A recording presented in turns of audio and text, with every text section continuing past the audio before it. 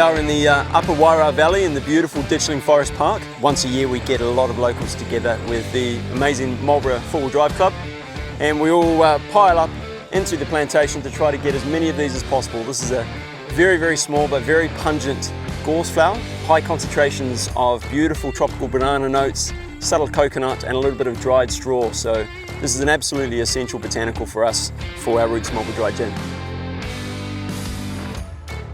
Really what today's about is not only getting these but having fun. We have a great day out with the locals, beautiful gin obviously on the flow, and a beautiful day out in the sunshine.